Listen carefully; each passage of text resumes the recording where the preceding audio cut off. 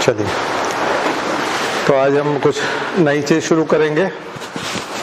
उससे पहले गायत्री महामंत्र एक साथ। ओम भूर्भुवः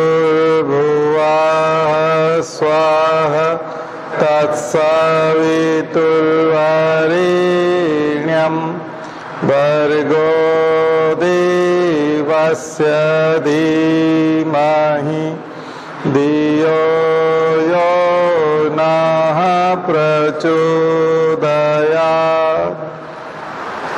फैन की आवाज ज्यादा, अब तो ठंडा हो गया माहौल, बंद कर दो इसको। फैन की जरूरत कहाँ पड़ रही?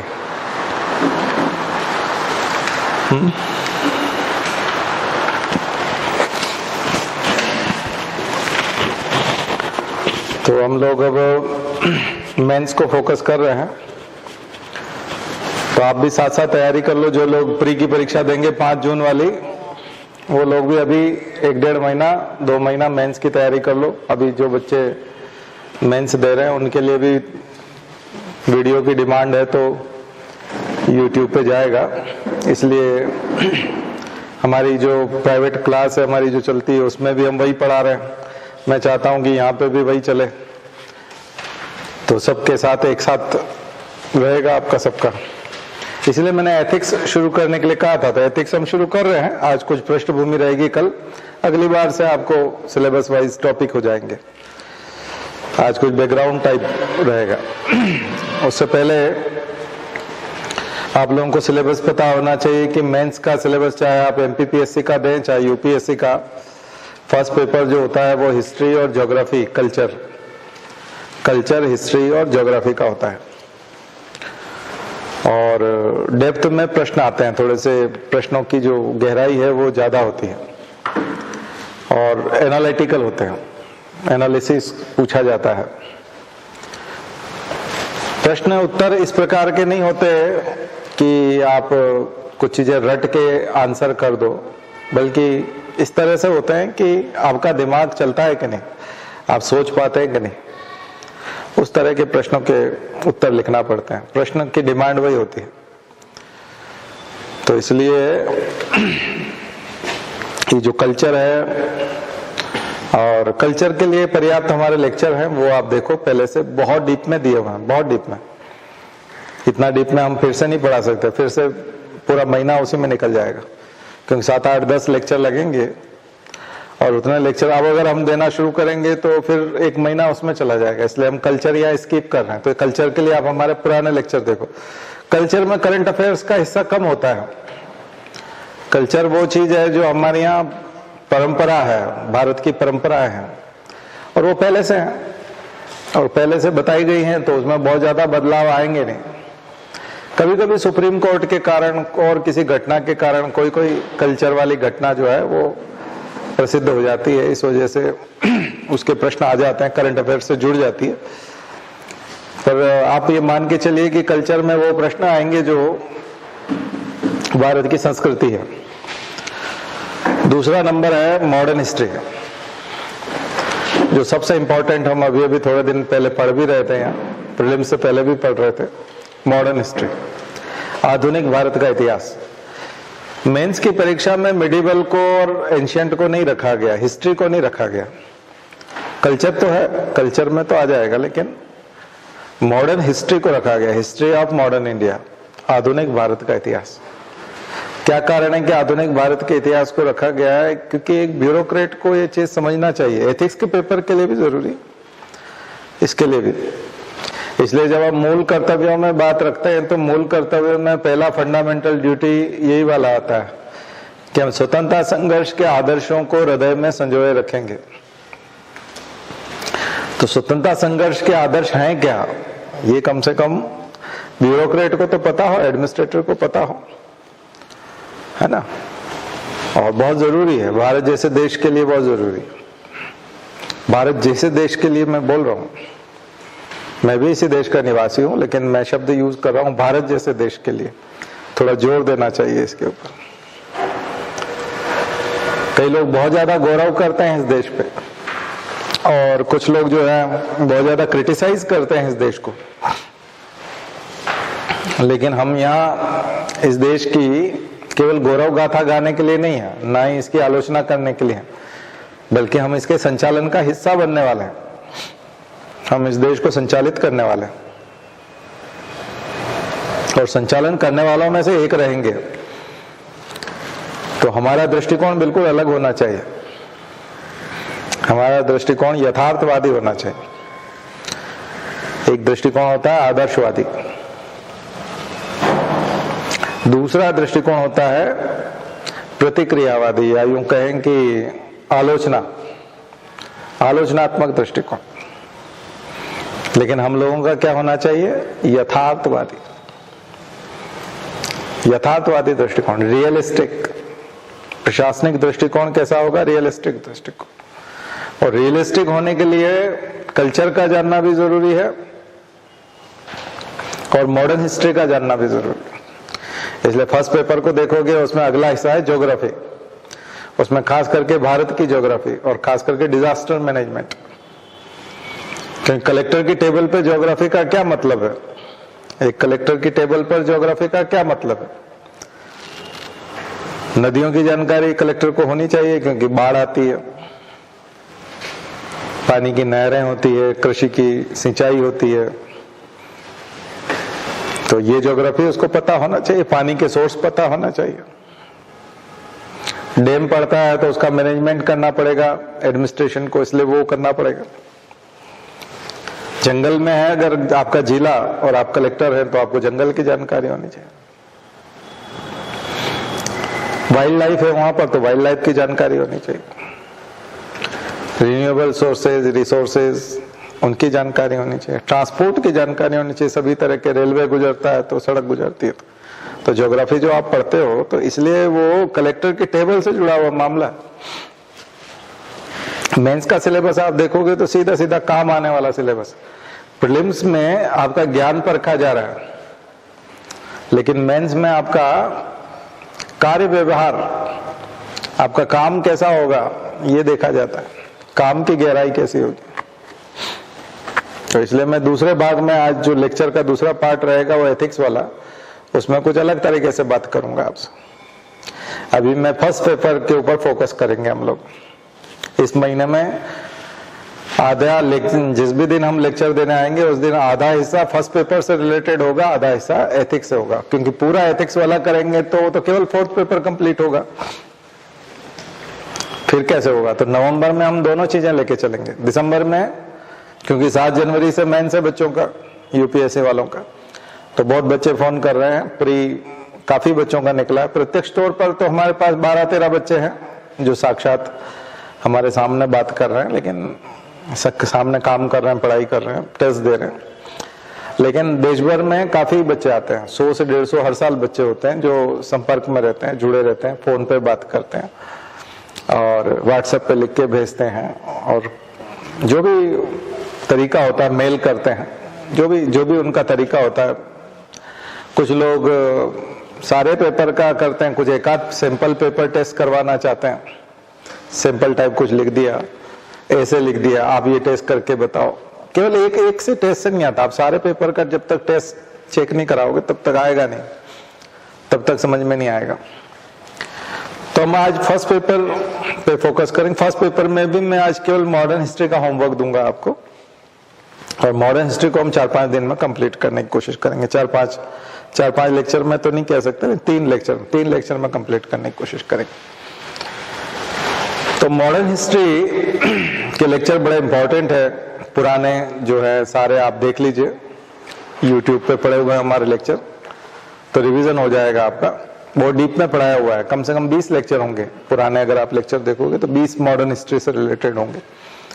उसका आज बना भी देंगे हम लोग, कोई प्लेलिस्ट बना देंगे, उसमें मिल जाएंगे आपको।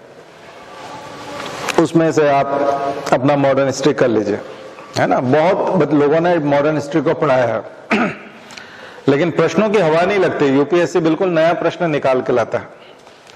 खूब पढ़ लिया लोगों ने, खूब कर लिया, नोट्स भी बहुत बन गए, कोचिंग भी बहुत हो गई। यूपीएससी फिर से नया प्रश्न बना के लाता है। तो कहीं न कहीं उसको वही तोते की जान समझने की जरूरत है कि वो जो जान है वो कहीं न कहीं दूर अटकी पड़ी है, वो उसमें है नहीं। जहां समझ रहे लोग वहां जान नहीं है, जान कहीं दूसरी जगह। उसको मरोड़ेंगे तो वहां प्राण निकलने लग जाते हैं। इसका मतलब जो आत्मा है वो कहीं दूसरी जगह है, सिलेबस की आत्मा। तो लोग सिलेबस कंप्लीट करते हैं, उसको छोड़ देते हैं, मूल तत्व को छोड़ देते हैं, वहां गड़बड़ हो जाती है। तो हम लोग उसको पकड़े।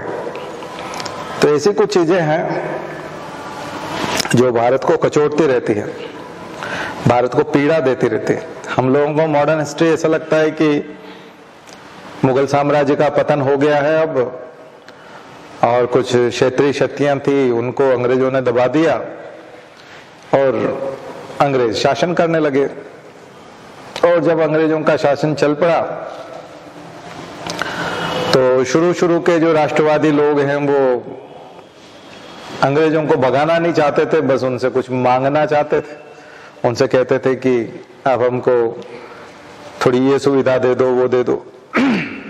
बाद के जो लोग आए उन्होंने कहा नहीं नहीं, हमको सुविधाएं वगैरह नहीं चाहिए, ये सब हम कर लेंगे, आप जाओ यहाँ से, हम आपको यहाँ देखना नहीं चाहते हैं। और गांधी आए, वो दोनों का बैलेंस थे। पहले तो वो असहयोग करते हैं, फिर बात नहीं मानने की बात करते हैं कि हम आपकी बात नहीं मानेंगे क्योंकि आप अच्छे आदमी नहीं हो, और फिर कहते हैं अब तुम चले ही जाओ यहाँ से, भारत छोड़ो मैं। तो ये पूरी मैंने शॉर्ट में बता दिया आपको, ये पूरा स्वतंत्रता संघर्ष। अब इसमें कचोटने वाली चीजें पकड़नी पड़ेंगी आपको, जो चीजें आज भी हमको सालती रहती है। आज भी यदा कदा हमको जब कभी ऐसा महसूस होता है तो हमको लगता है कि क्या है, मतलब क्यों, आखिर ऐसा क्यों। वो चीजें आपको निकालनी पड़ेंगी, वो आपके प्रश्न होंगे मॉडर्न हिस्ट्री के। धन का निष्कासन का सिद्धांत बहुत इंपॉर्टेंट चीज। हमारे यहाँ से धन बहुत स्पीड से गया, वेल्थ ड्रेन थ्योरी। हालांकि दादा भाई नौरोजी अंग्रेजों के उतने खिलाफ नहीं थे, फिर भी वो पहली बार स्वराज शब्द का उपयोग करते हैं और वेल्थ ड्रेन की बात करते हैं। लेकिन वो ये शब्द यूज नहीं करते कि अंग्रेजों ने हमको खूब लूटा या बेवकूफ बनाया, इस तरह के शब्द यूज नहीं करते। ठीक है। फिर हम आते हैं बाल गंगाधर तिलक पे, यहां आकर के बिल्कुल एक अलग छवि दिखाई पड़ती है। तो ये आपको नायक जो है वो निकालने पड़ेंगे, इतिहास के मॉडर्न हिस्ट्री के नायक निकालने पड़ेंगे। विवादों में से सावरकर निकल करके आएंगे, तो सरकार को खुश रखने के लिए सावरकर का प्रश्न बनाया जा सकता है। जब विवादों की बात आएगी, करंट अफेयर्स की बात आएगी, तो सबसे ज्यादा चर्चा किसकी हुई है? सावरकर की हुई। फिर जो रिवॉल्यूशन हुआ है वो अंबेडकर की वजह से हुआ है, महिलाओं के मामले में भी और दलितों के मामले में भी। क्रांति जो हुई है, अब कई चीजें हम स्वीकार नहीं करते हैं, जैसे सवर्ण लोग दलितों को उस तरह से स्वीकार नहीं करते। उन लोगों को लगता है कि इसने हमारा सब कुछ छीन लिया, तो वो विलेन की तरह देखते हैं उसको, अम्बेडकर को। लेकिन वो चूंकि इतिहास में दर्ज है तो वो है, तो हमको रियलिस्टिक चलना पड़ेगा, आइडियलिस्टिक भी नहीं और क्रिटिसिज्म वाला। क्रिटिक बन के भी काम नहीं चलेगा और आइडियलिस्टिक भी नहीं बनना। क्या बनना पड़ेगा? रियलिस्टिक। वाकई में क्या है? वाकई में चरणजीत सिंह चन्नी अगर पंजाब का मुख्यमंत्री बनता है तो हम कहते हैं एक दलित मुख्यमंत्री। अरे एक सिख आदमी, या यूं कहेंगे एक पंजाब का नागरिक जो है वो पंजाब का मुख्यमंत्री है, या रामनाथ कोविंद जो है राष्ट्रपति बनते तो हम बोलते हैं एक दलित राष्ट्रपति है। तो ये दलित शब्द बोलने की क्या जरूरत है? ये कह सकते हैं ना भारत का नागरिक राष्ट्रपति होगा, राष्ट्रपति भारत का नागरिक होना चाहिए, संविधान के हिसाब से ये शर्त है। तो भारत का नागरिक है और वो राष्ट्रपति बन गया। अब आप उसको दलित राष्ट्रपति क्यों बोल रहे हैं? राष्ट्रपति भी दलित होता है क्या? पर ये सोसाइटल हमारा वो है, अप्रोच है, और ये बहुत खतरनाक है। इसको ना कोई सरकार बदल सकती है, ना कोई कानून बदल सकता है। ना इसको पैसा बदल सकता है, ना इसको कोई कल्चर बदल सकती है। साइंस एंड टेक्नोलॉजी भी इसको नहीं बदल सकती। ठीक है, मार्स पे अगर पहला व्यक्ति कभी कोई दलित गया तो भी बोलेंगे कि एक दलित पहुंचा था, ये नहीं बोलेंगे मानव पहुंचा था, ये नहीं बोलेंगे मानव पहुंचा था, ये नहीं बोलेंगे। आगे समझ, तो उसको इतना एक्सक्लूड किया गया ना, चीजों को बहुत भयंकर तरीके से एक्सक्लूड किया हुआ है, इंक्लूड नहीं है। इसलिए बहुत खतरनाक देश है ये। इसलिए मैंने कहा भारत जैसे देश, मैंने वो जो शब्द इस्तेमाल किया, भारत जैसे देश के लिए संचालन करना अपने आप में बहुत खतरनाक चीज है। कांग्रेस बीजेपी किसी से भी नहीं होना है, ठीक, पार्टी वार्टी से नहीं होता है, पार्टी से कोई लेना देना नहीं है इसका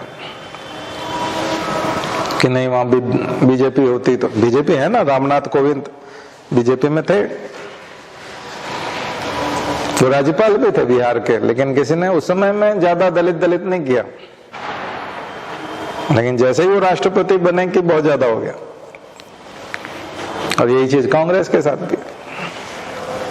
इसलिए मैं आपको बता रहा था कि मॉडर्न हिस्ट्री में ये चीजें निकल करके आएंगी बहुत ज्यादा। दलित विमर्श, स्त्री विमर्श, दलित और महिलाएं, ये दो ऐसी चीजें हैं जिनके लिए अम्बेडकर ने काम किया और ये एक्सक्लूड की जाती हैं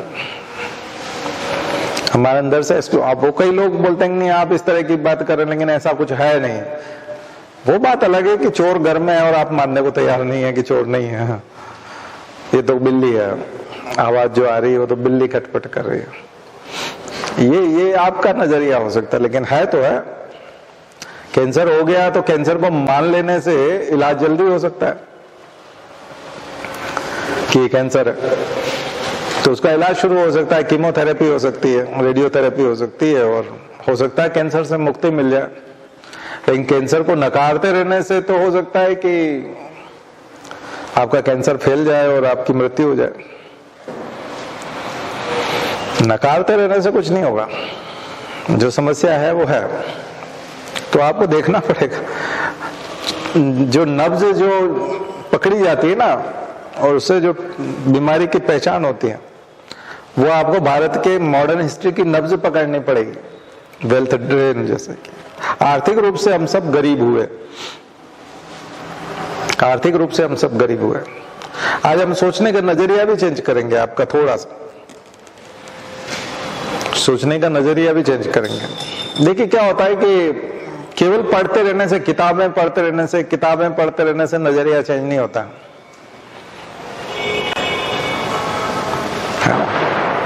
आपका जो व्यू है वो दोनों चीजों के लिए चाहिए, मॉडर्न हिस्ट्री के लिए भी जरूरी है और एथिक्स के लिए भी जरूरी। मैं दोनों को जोड़ देता हूँ, मैं सब्जेक्ट में दोनों को जोड़ देता हूँ। दोनों के लिए नजरिया चेंज होना जरूरी है। न तो आप एथिक्स को बहुत अच्छा आंसर कर पाएंगे, न मॉडर्न हिस्ट्री का अच्छा आंसर कर पाएंगे। एक सामान्य आदमी की जो समझ होती है वो किताब पढ़ता है, जिस दिशा में वो किताब पढ़ रहा है उस दिशा में उसके विचार मजबूत होंगे। अगर उसने गांधी को पढ़ा है और अहिंसा को पढ़ा है तो अहिंसा की दिशा में उसके विचार मजबूत होंगे, और वो गांधी को मानने लग जाएगा कि अरे वाह, गांधी मतलब अहिंसा, अहिंसा कितनी बड़ी चीज है।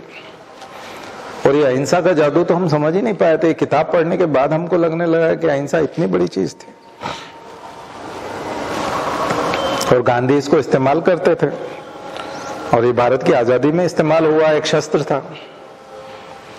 तो ये गांधी का आप हमारा लेक्चर सुनोगे तो उसमें आपको श्रद्धा पैदा होगी गांधी के प्रति, अहिंसा के प्रति भी होगी। लेकिन भगत सिंह या सुभाष चंद्र बोस के खिलाफ नफरत हो जाएगी, ऐसा नहीं है। लेकिन जब आप भगत सिंह और सुभाष चंद्र बोस को पढ़ते हो, इसलिए जब हम उधम सिंह मूवी, आप लोगों में से देखेगा नहीं किसी ने, उधम सिंह मूवी जब आप देखते हो तो क्रांतिकारियों के प्रति अलग भाव पैदा होता है, क्रांतिकारियों का व्यू जानने को मिलता है। पर मैं अभी बोल रहा था, उस दिशा में जानकारी मिलती है, जिस दिशा में आप पढ़ते हो उस दिशा में जानकारी मिलती है।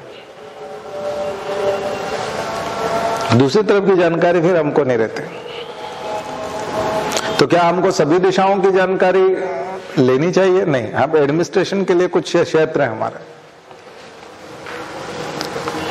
एडमिनिस्ट्रेशन के लिए कुछ क्षेत्र हैं, उसमें मानवाधिकार, लिबरलिज्म, सेक्युलरिज्म, प्रस्तावना।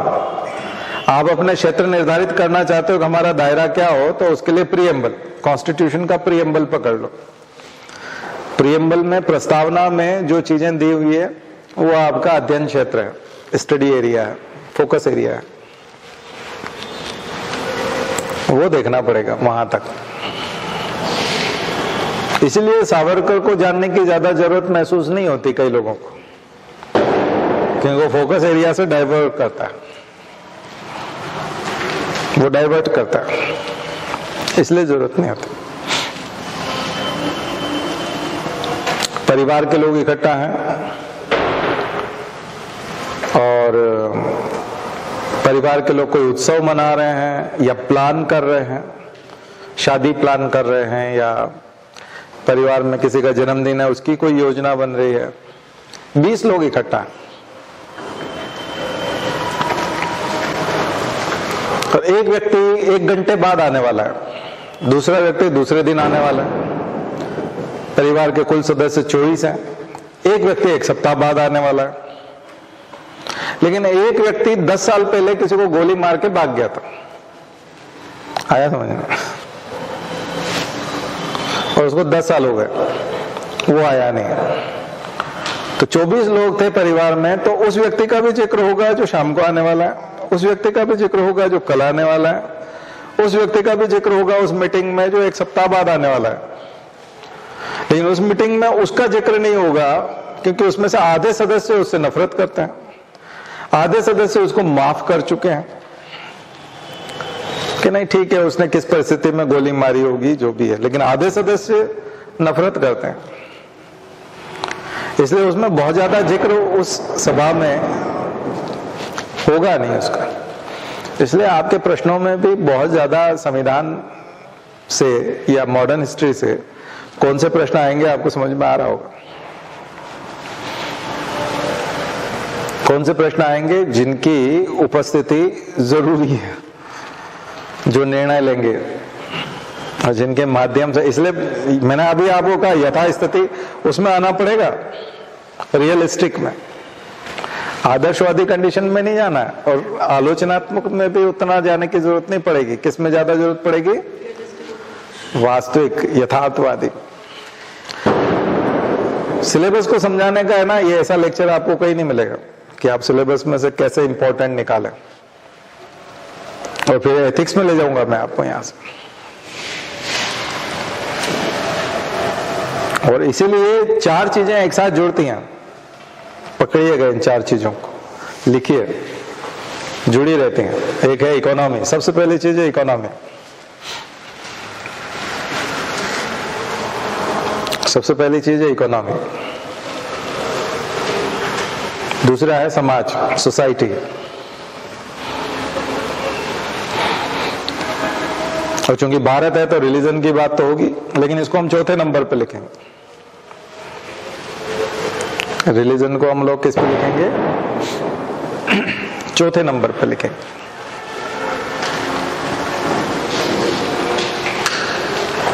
ठीक है। और तीसरे नंबर पे भारत में आता है कास्ट।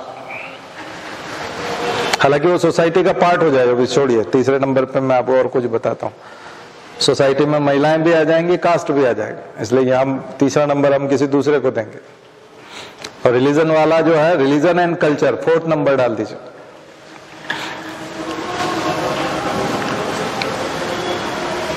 फोर्थ नंबर डाल दीजिए। ये पिलर है, जैसे कोई टेबल है तो उसके 4 पैर होते हैं, तो इंडिया को यदि आप टेबल माने तो उसके 4 पैर है। तीसरा पैर मैं बताता हूं अभी आपको, रुक जाओ। पहला हो गया इकोनॉमी, दूसरा बताया समाज, ठीक है, और एक हो जाएगा सोसाइटी। तो जनसंख्या भी ब्रैकेट में जनसंख्या भी लिख लेना, जनसंख्या, पॉपुलेशन, सोसाइटी के साथ सोसाइटी के ब्रैकेट में जनसंख्या, पॉपुलेशन, तो पॉपुलेशन का हिस्सा भी हो जाएगा। ठीक है। और चौथा हिस्सा लिखेगा विदेश नीति, फॉरेन पॉलिसी। फॉरेन पॉलिसी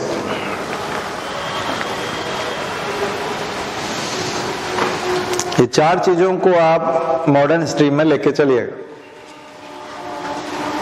और वहां से मॉडर्न इंडिया, अभी का इंडिया आधुनिक जिसमें हम लोग रह रहे हैं, वो आपको निकाल के लाना है। इतिहास से निकलता है, मॉडर्न हिस्ट्री से निकलता है। तो चार तरह का विकास देखना है आपको। एक, एजुकेशन को आप सोसाइटी में भी ले सकते हो और इकोनॉमी में भी ले सकते हो। कुछ पार्ट इकोनॉमी में जाएगा, कुछ पार्ट सोसाइटी में जाएगा। एजुकेशन उसका हिस्सा बनेगा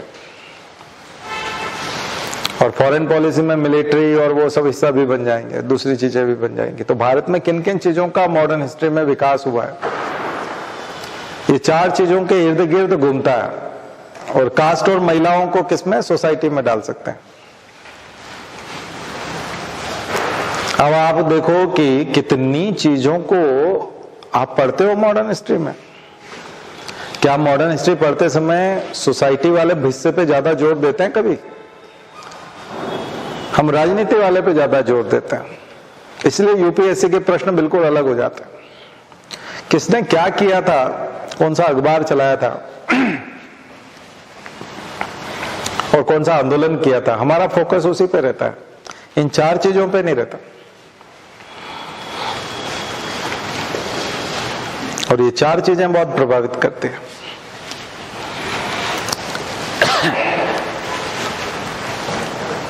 एग्जाम्पल मैं पंजाब का ही दूंगा, ताजा एग्जाम्पल है, वहां जातियां भी आ रही है, बहुत कुछ आ रहा है। कैप्टन अमरिंदर सिंह जो था वो पटियाला के राजा थे, उनके पिता पटियाला की रॉयल फैमिली से। कैप्टन अमरिंदर सिंह टाइप के आदमी के लिए जो आम जनता है वो आम जनता है, वो उसकी जनता है। राजा जो होता है, मध्य प्रदेश में देखें तो दिग्विजय सिंह राजा कहे जाता है, दिग्गी राजा उनको बोलते हैं, और राजा थे एक तरह से। ये जो रॉयल फैमिली से जो लोग आते हैं ना, इन लोगों के लिए सभी लोग समान होते हैं। व्यापारी भी उनको राजा मानता है, दलित आदमी भी राजा मानता है, किसान भी मानता है। हमारे सामाजिक ढांचे को यदि आप देखोगे तो आपको समझ में आएगा कि कहां से रिवॉल्यूशन होता है और कहां से होता है। चाहे बिरसा मुंडा का विद्रोह देख लो, चाहे आदिवासियों के या किसानों के विद्रोह देख लो, राजाओं के विरुद्ध थे या जमींदारों के विरुद्ध थे और स्थानीय जातियों के विरुद्ध थे। स्थानीय dominant caste, local dominant caste के अगेंस्ट रिवोल्ट हुए थे मॉडर्न हिस्ट्री में। इसलिए आपके रिवोल्ट से ज्यादा प्रश्न आते हैं, चाहे वो ट्राइबल रिवोल्ट हो, चाहे वो पीजेंट मूवमेंट हो, किसान आंदोलन हो। बात समझ में आया? मैं कैप्टन अमरिंदर सिंह का उदाहरण इसलिए दे रहा था कि पंजाब में कैप्टन अमरिंदर सिंह थे, कांग्रेस के नेता और मुख्यमंत्री थे। तो क्या ये समीकरण थे? वो सिद्धू को भी दलित ही मानते थे, राजा के लिए तो वो भी दलित ही है जबकि वो जट सिख है और वो डोमिनेंट कास्ट में से आता है पंजाब की। लेकिन चन्नी जो है वो दलित है। लेकिन कैप्टन अमरिंदर सिंह के लिए दोनों बराबर है। सिद्धू की भी वही औकात है और चन्नी की भी वही औकात है। किसके सामने? कैप्टन के सामने, क्योंकि वो पटियाला की रॉयल फैमिली से हैं। बात समझ में आ रही? तो आपके गांव में जिसके पास 400 एकड़ जमीन है या 200 एकड़ जमीन है, जरूरी नहीं कि वो राजा हो, वो कोई भी एक डोमिनेंट कास्ट हो सकती है जिसके पास जमीन ज्यादा है और वो दलितों को स्लेव की तरह यूज करता है। गांवों में अगर आप जाएंगे, कस्बों में, छोटे कस्बों में और छोटे गांवों में स्लेवरी होती है एक तरह की। दलित लोग स्लेवरी में जाते हैं, दास प्रथा जैसा, गुलामी है। पुरुषों को खेतों में काम कराया जाता है और महिलाओं को वो शारीरिक तौर पे भी इस्तेमाल करते हैं, अपनी रखेल तक मानते हैं कई जगह। बहुत बुरी स्थिति है, स्लेवरी है, पूरी तरह से गुलामी है, और उनको खेतों में भी यूज किया जाता है। इनको इस अवस्था में लाने के लिए कोई राजा नहीं आ रहा है, कोई राजा नहीं है, बल्कि कौन है? स्थानीय लोकल डोमिनेंट कास्ट। और वो कतई नहीं चाहेंगे कि एक दलित जो है वो मुख्यमंत्री बन जाए। बात समझ में आ रही है? इसलिए वोट बैंक खिसक जाएगा। इसलिए शायद वो, अब जब आपने चन्नी को मुख्यमंत्री बना दिया और कैप्टन जैसा रॉयल फैमिली वाला आदमी को उतार करके फेंक दिया, तो सिद्धू क्या मजबूरी है कि आप सिद्धू को जो है पंजाब कांग्रेस के अध्यक्ष से हटा नहीं रहे, जबकि वो खुलेआम चमका रहा है चन्नी को और उसको चैलेंज कर रहा है। तो आपकी ऐसी क्या मजबूरी है? बात समझ में? लोकल डोमिनेंट कास्ट, इंडिया समझ जाओगे। लोकल डोमिनेंट कास्ट जो जट सिख हैं वो हाथ से निकल जाएंगे, और वो ही चंदा देते हैं और वही कांग्रेस है। देखा जाए तो पंजाब का कैप्टन को तो उन्होंने जेल लिया। क्यों जेल लिया? क्योंकि वो राजा था और कैप्टन ने उनको ट्रीट भी उसी तरह किया। लेकिन एक दलित आदमी प्रजा की तरह ट्रीट करेगा किनको? वो तो स्लेव में से आता है ना, गुलामों में से आता है। और गुलामों में से आकर के जब आप वहां राजा जैसे अपने आप को वहां बैठ जाओगे और ऑर्डर करोगे ये वो कतई से, तो इसका मतलब है कि सिद्धू के पास कुछ एमएलएज हैं जो डोमिनेंट कास्ट से आते हैं, और वो कतई स्वीकार नहीं करेंगे कि चन्नी मुख्यमंत्री रहे, तो किसी दिन सरकार गिरा देगा। तो अगर आपको सरकार बचाए रखनी तो सिद्धू की दादागिरी आपको सहन करनी पड़ेगी। कुछ बात समझ में आई? सिंपल एग्जाम्पल, और इन दिनों में चल रहा है, इसलिए मैंने आपको समझाने की कोशिश की। अब इन सब चीजों को स्वतंत्रता संघर्ष में ले जाओगे तो अपने आप समझ में आ जाएगा अम्बेडकर का रोल और भारत में ये सब चीजें। और इसलिए पाकिस्तान भी बना, ये भी बात ध्यान रखिए। कई लोग बोलते हैं पाकिस्तान का निर्माण, अरे भाई आप लोगों में इतनी फूट है, हिंदू एक साथ नहीं रह सकते इतने सारे, मुसलमान तो सारे एक रह जाएंगे, तो वो तो अपना बना लेंगे देश। आप में एकता तो होती, पहले आपने दलितों को अपने समकक्ष लाए तो होते, उनको वो किया तो होता। वो तो अंबेडकर में योग्यता इतनी थी कि वो कर ले गया काम, उसके लिए किसी राहुल गांधी का सपोर्ट की जरूरत थोड़ी थी, या गांधी जी या नेहरू के सपोर्ट से अंबेडकर थोड़ी आगे बढ़े थे, वो तो अपनी योग्यता के बल पे बढ़े थे। इस उदाहरण से आपको समझ में आ गया होगा कि पंजाब में, अच्छा सिद्धू के पास ऐसा क्या कॉन्फिडेंस है कि वो चन्नी को कुछ नहीं मानते? जाति के अलावा और कुछ है क्या? कि योग्यता बहुत ज्यादा है, धर्म वरम भी कुछ नहीं आता, ध्यान रखिए। अब हमारी कास्ट पे आता हूं। हम लोग जिसकी तैयारी कर रहे हैं, हम लोग जो जिस कास्ट में जाने के लिए बेताब है, वो है ब्यूरोक्रेसी। नौकरशाह वाली एक अलग जाति होती है। अब हम एथिक्स वाले में लेके आता हूं इसी एंगल को। यहां पर सबसे ज्यादा प्रश्न बनते हैं करप्शन के ऊपर। एथिक्स वाले पेपर में सबसे ज्यादा प्रश्न किससे बनते हैं? भ्रष्टाचार से। और भ्रष्टाचार धर्म और जाति दोनों नहीं देखता, ध्यान रखिए। भ्रष्टाचार धर्म भी नहीं देखता, जाति भी नहीं देखता। उसको मुसलमान से भी पैसा चाहिए, हिंदू से भी चाहिए। इसलिए कांग्रेस और बीजेपी में से कोई भी ईमानदार नहीं हो सकता। पार्टी भी मायने नहीं रखती। जितने सीएम है सबको पैसा चाहिए, चाहे वो कांग्रेस का सीएम हो चाहे वो बीजेपी का सीएम। अगर आप मिनिस्टर बन गए तो आपको अपने विभाग का पैसा चाहिए, यानी आप कोई भी पैसा सैंक्शन करेंगे उसमें आपका कमीशन होगा। कास्ट से कोई लेना देना नहीं। किसी भी कास्ट वाले को बना दो, एससी वाले को बना दो आप मिनिस्टर, पैसा खाएगा। अपर कास्ट को बना दो, पैसा खाएगा। फिर वो कहेगा कि नहीं मैं एससी वाले को छोड़ दूंगा और केवल अपर कास्ट से पैसा खाऊंगा, ऐसा भी नहीं है। वो एससी वाले से भी खाएगा, अपर कास्ट से भी खाएगा। तो आप जिस जाति में जा रहे हैं वहां पर धर्म भी नहीं है, कास्ट भी नहीं है। और पार्टी भी नहीं, दल भी मायने नहीं रखता। ब्यूरोक्रेट के लिए दल मायने नहीं रखता, क्योंकि किसी भी दल की सरकार हो उसको तो ब्यूरोक्रेट ही रहना है। वो तो सेक्रेटरी रहेगा, कमिश्नर रहेगा, तो सेक्रेटरी या कमिश्नर ही रहना है। उसे उसकी पोस्ट में कोई चेंज नहीं आएगा, उसके काम में कोई चेंज नहीं आएगा, पार्टी से भी फर्क नहीं पड़ता। तो कैसे हम क्या समझ में आया इस पूरे में आपको? अरे सोसाइटी, इंडिया की सोसाइटी पूरे में समझ में आया कुछ? और इकोनॉमी जो मैंने बताया, पिलर देखो आप, 4 पिलर बताए थे। पिलर दिख रहा है इंडिया में।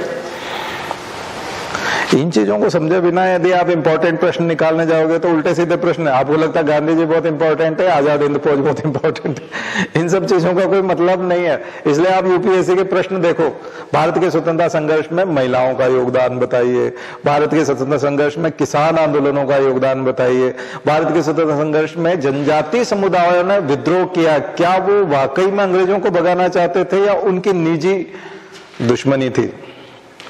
ये छोटी छोटी लोकल स्थानीय समस्याएं थी, सिद्ध कीजिए।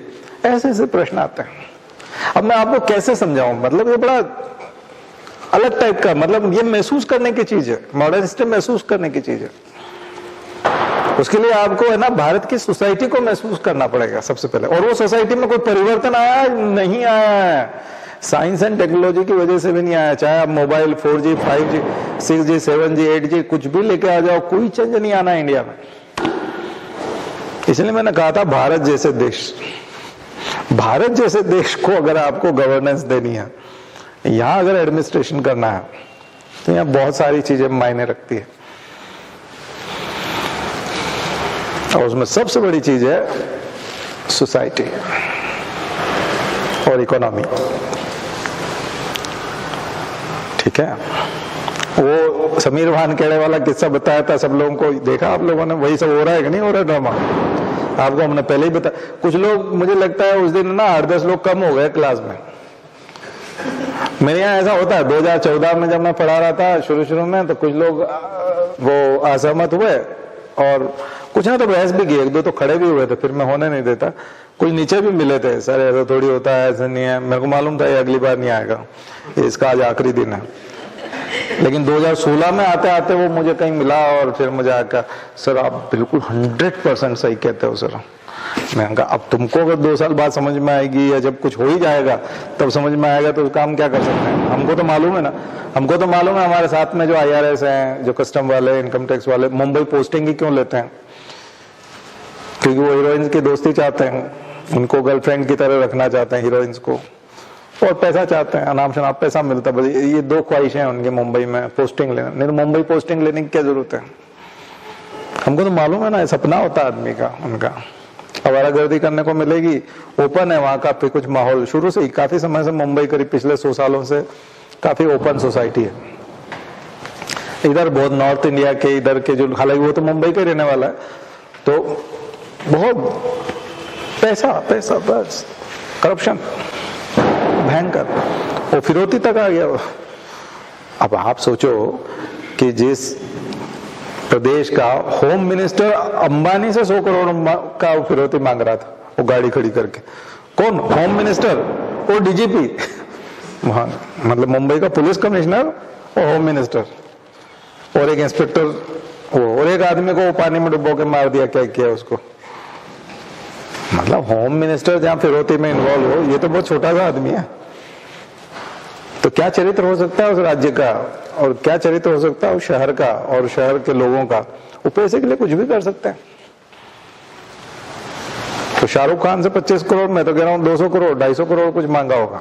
25 करोड़ के लिए थोड़ी होगा, बहुत छोटी राशि है 25 करोड़। पर हो सकता है उसकी जरूरत उतनी हो, डिमांड उस दिन उतनी आई हो उसके घर से, कितना रुपए लेके आना, तो उतने मांग रहा था।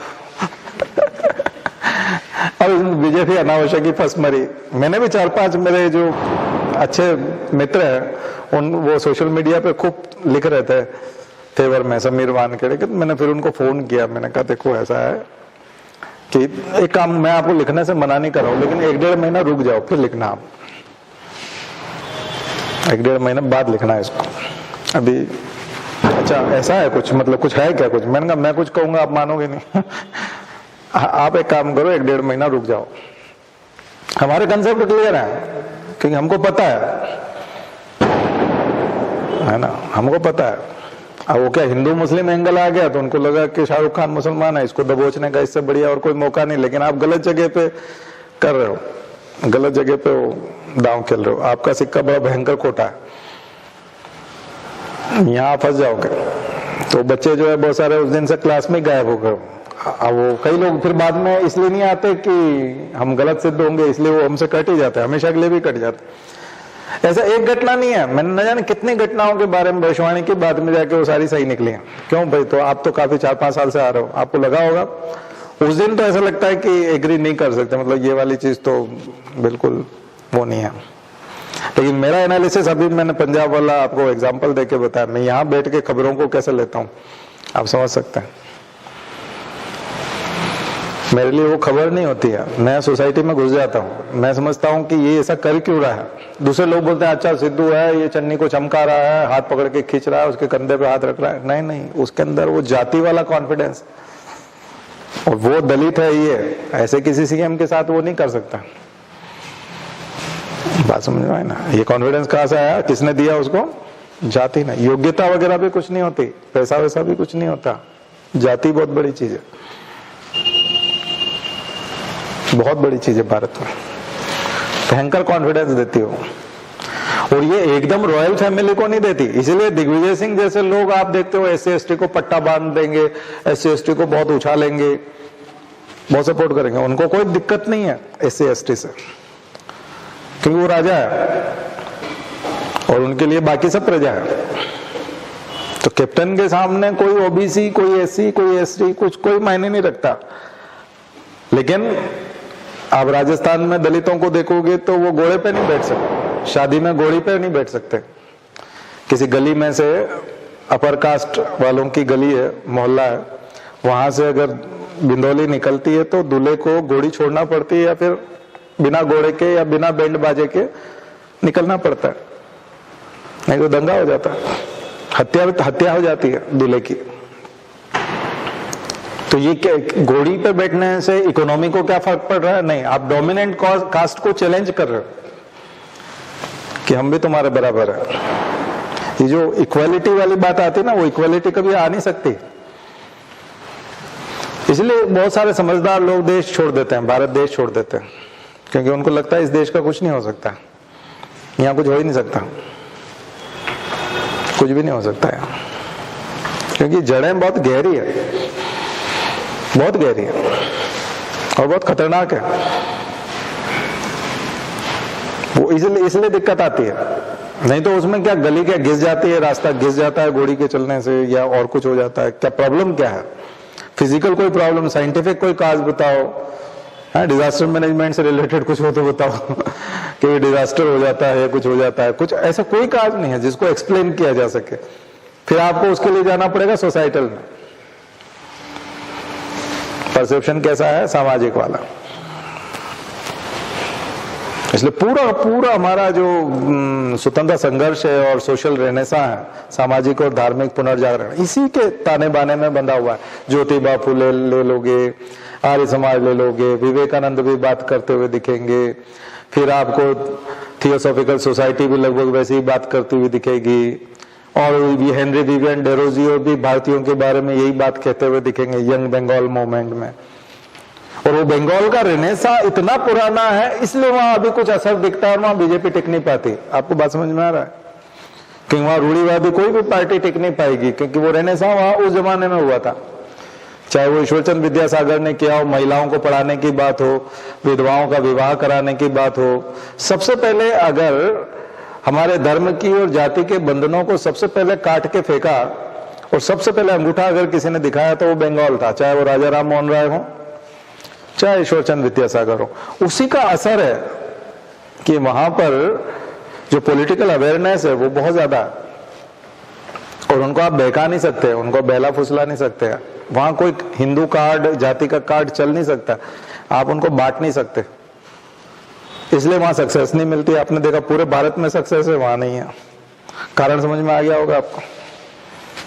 आप कहोगे नहीं वो ममता बनर्जी का ही, अरे भैया आपकी सरकार है भाई, आपकी केंद्र सरकार है, आपकी एजेंसियां है, ममता क्या करेगी?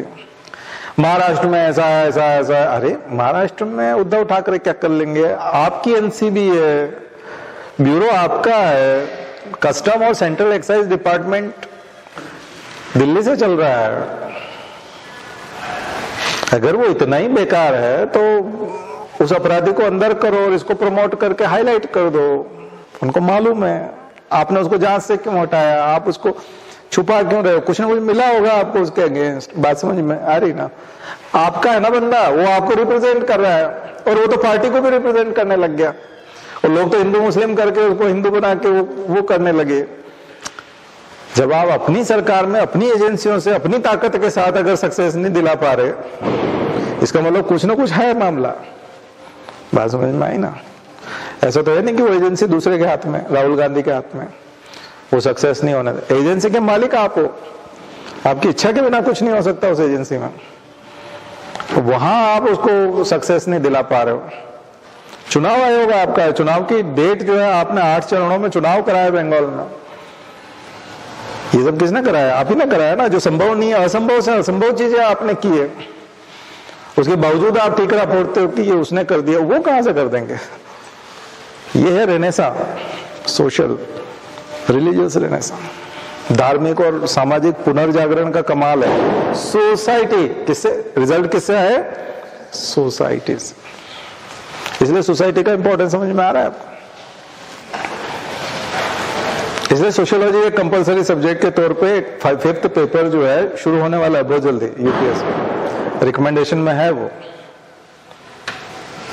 इंडियन सोसाइटी एंथ्रोपोलॉजी, बल्कि मैं कहूंगा उसको इंडियन एंथ्रोपोलॉजी, वो एक कंपलसरी पेपर बनेगा। और जैसे आपको कॉन्स्टिट्यूशन पढ़ना पड़ता है, मॉडर्न हिस्ट्री पढ़ना पड़ती है, इकोनॉमी और साइंस टेक पढ़ना पड़ता है, वैसे आपको इंडियन एंथ्रोपोलॉजी पढ़ना पड़ेगी, मानव विज्ञान पढ़ना पड़ेगा। क्योंकि बिना मानव सोसाइटी, मानव समाज को समझे, और खास करके भारत के मानव समाज को समझे, आप एडमिनिस्ट्रेशन नहीं कर सकते। और जाएंगे तो आप फेल होंगे। ये ऐसे ड्रामा होंगे, वही समीर वानखेड़े टाइप ऐसे ड्रामा होंगे, क्योंकि आप समझ ही नहीं पाए। पूरी जनता जो है वो उसका पक्ष लेने लगेगी, जबकि यहाँ इशू करप्शन का है, यहाँ हिंदू मुस्लिम वाला इशू नहीं है। उसने फिरौती बनाना चाहिए, पैसा कमाना चाहा, उसने प्लान किया पूरा, ये पूरा प्लान है पैसा कमाने के लिए। आपको ड्रग से इतनी नफरत है तो मैं दिखाता हूं आपको ड्रग। हमारे यहाँ होती है चौराहे पे, हर चौराहे पे पान की दुकान पे मिलती है, पान की दुकान पे। और सारे पुलिस वाले जानते हैं और सारे नारकोटिक्स वाले जानते हैं। मैं तो नारकोटिक्स में रहा हूं और नारकोटिक्स वाले डिपार्टमेंट वालों के साथ भी रहा हूं। रोज टेबल टेनिस खेलते थे हम लोग साथ में, जब मैं वहां था तो कमिश्नर के साथ ही। हमको मालूम है उनकी कार्यशैली क्या है। ठीक है, वो 2012 में मुझे बिटकॉइन बताते थे, जब 50 रुपए का बिटकॉइन था, आज 50 लाख रुपए का। वो मुझे बोलते थे, खेल रोक देते थे और बोलते थे वो बिटकॉइन लिया क्या? मैंने कहा नहीं, मुझे इलीगल लगता था पूरा। ये इतना राइज करेगा तुम सोच नहीं सकते।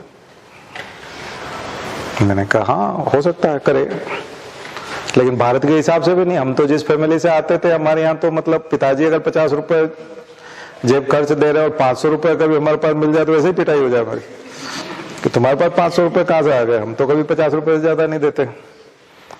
तो हम तो उस मानसिकता वाले परिवार से निकले ना कि ज्यादा पैसा दिखना नहीं चाहिए अपने पास, जो हमारी इनकम से ज्यादा वो दिखना भी नहीं चाहिए हमारे पास। कि आ कैसे गया, उसको छुपाना बड़ा मुश्किल हो जाता। हम ये भी नहीं कह सकते दूसरे का हमने रख लिया, वो दे के गया, नहीं उसका क्यों पकड़ा तुमने, उसका उसको दे के आओ। रात को भेजेंगे, अगर 8 बजे पता चला तो 8 बजे भेजते थे कि अब भी दे के आओ उसका पैसा उसके पास। फैमिली ऐसी थी ना, कई जगह तो मजा आया था, अच्छा इतना तुम लिया है, वो लेके आओ जाओ। तो फैमिली अलग होती है, तो हमारे संस्कार अलग तरह के थे। तो वाकई में मैं कई बार सोचता हूं, मैंने चुनाव में 80 लाख रुपए खर्च कर दिया, सबका बिटकॉइन ले लिया होता तो अभी 20-25 हजार करोड़ रुपए होते।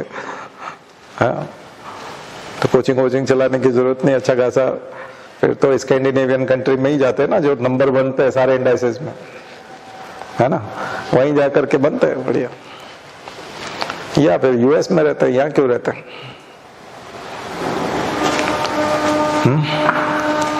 तो ये है, तो ये बहुत मुश्किल है।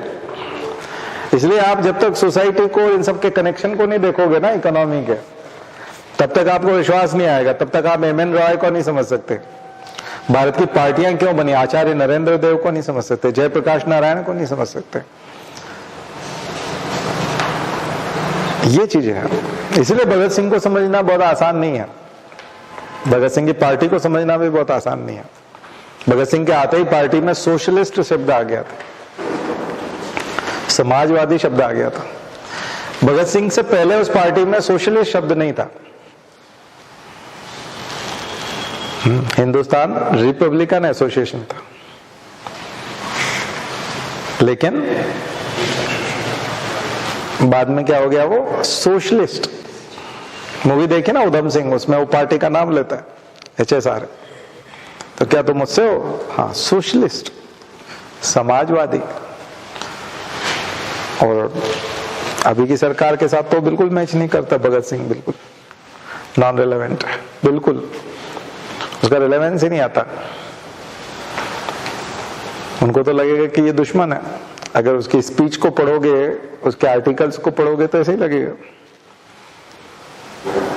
तो ऐसा क्या हो गया कि आप पार्टी में आते ही एक शब्द डालने के लिए तैयार हो कि नाम बदलो इसका और इसमें समाजवादी शब्द डालो, कि ये दो चीजों को रिप्रेजेंट करता है। मैंने अभी इसमें बताया, विदेश नीति भी प्रभावित होगी, समाज भी प्रभावित होगा, और ये वाला केवल धर्म और कल्चर वाला। पर वो समाजवाद में धर्म और कल्चर सेक्युलरिज्म वाला होता है, धर्मनिरपेक्षता अपने आप आ जाती है समाजवाद के साथ, इक्वालिटी। इसलिए भारत में कभी इक्वालिटी आ सकती है क्या? आपको लगता है भारत में कभी इक्वालिटी आ जाएगी? कभी नहीं आ सकती। भारत कभी इक्वल नहीं हो सकता।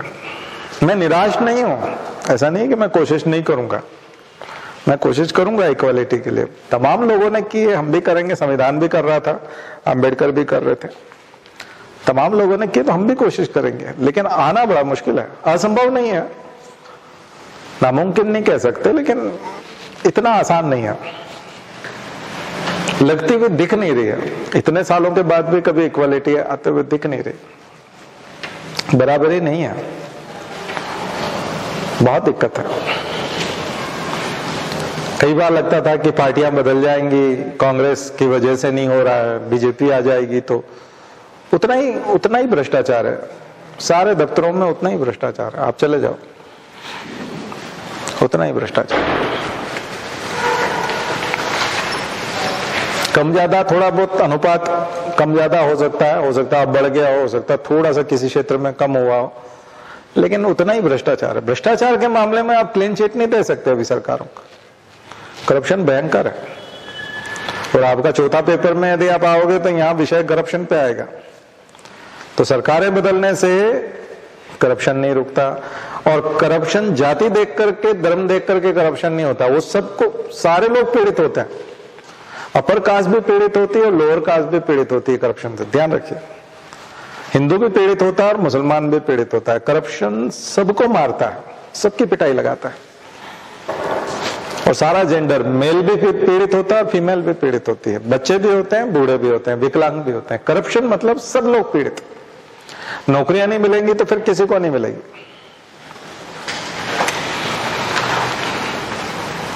वो ये सब चीजें, ये बात तो अच्छी है करप्शन में कि वो इक्वलिटी है उसमें वो सबके लिए इक्वल है। करप्शन की एक बात बहुत अच्छी लगी, जिसकी हम बात करें कि इक्वलिटी कभी नहीं आ सकती, वो करप्शन में आ जाती।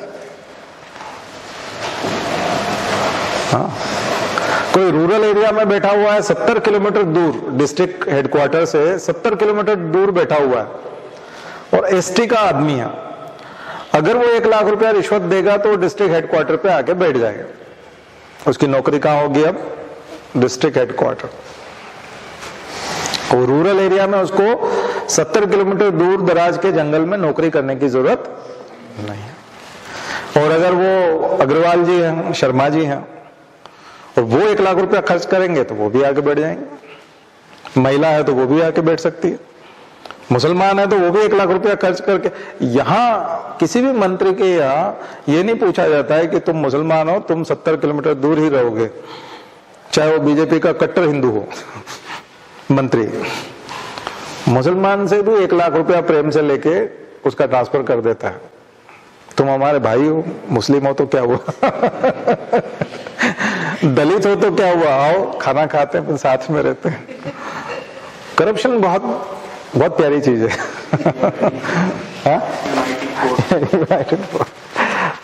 फोर्थ पेपर को मैं लेके तो गया हूं आपको, लेकिन फिर जड़े में आपको फिर इतिहास में ले जाऊंगा, मॉडर्न हिस्ट्री।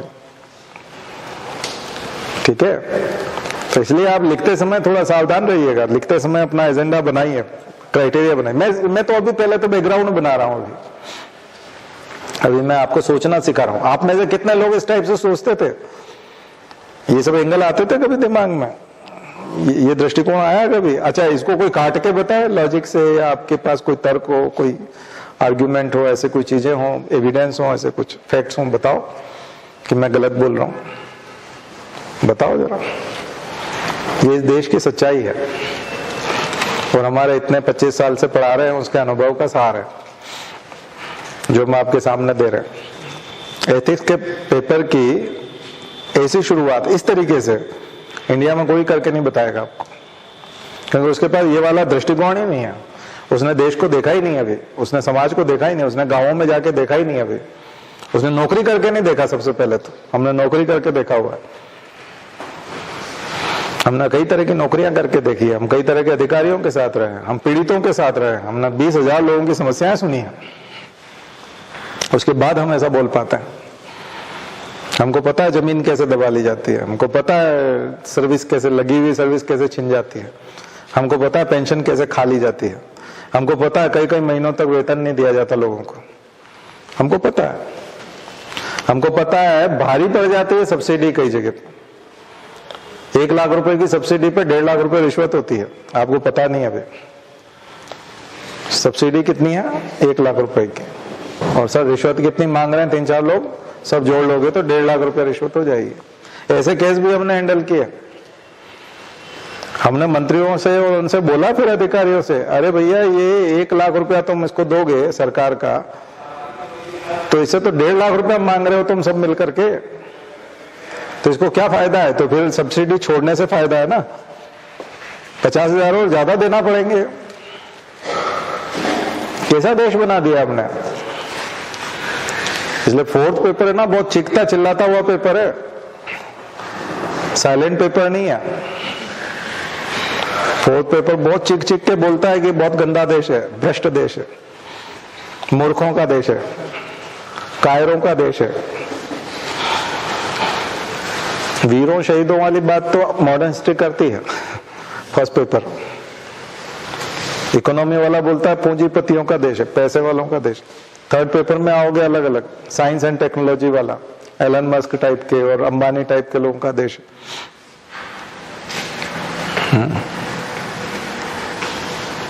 बहुत खतरनाक चीज है। लेकिन फोर्थ पेपर बोलता है चोरों का देश है, बेईमानों का देश है।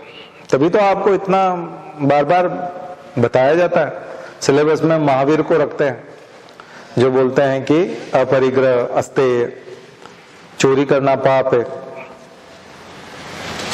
अरे भाई जहां जेब काटी जाती वहीं तो लिखता है ना जेब कतरों से सावधान। आपके घर पे तो नहीं लिखा जाता जेब कतरे से सावधान, मतलब आपके घर में तो कोई आए और सबसे पहले ये पढ़े जेब कतरों से सावधान, मतलब क्या आपके घर में जेब कतरे रहते हैं? अपने सामान की रक्षा स्वयं करें, इसका क्या मतलब है? इनके यहां से सामान गुम हो जाते हैं, या फिर हमारी कोई जवाबदारी नहीं होगी। लिखा हुआ देखा कि नहीं आपने? तो ये इसका मतलब वहां से आमतौर पर गायब होती है चीजें, और लोग आते हैं मांगने के लिए, भाई ये तुम्हारे यहां से हुई इसलिए तुम दो। तो इसलिए वो पहले से अपने बचाव में लिख के रखता है।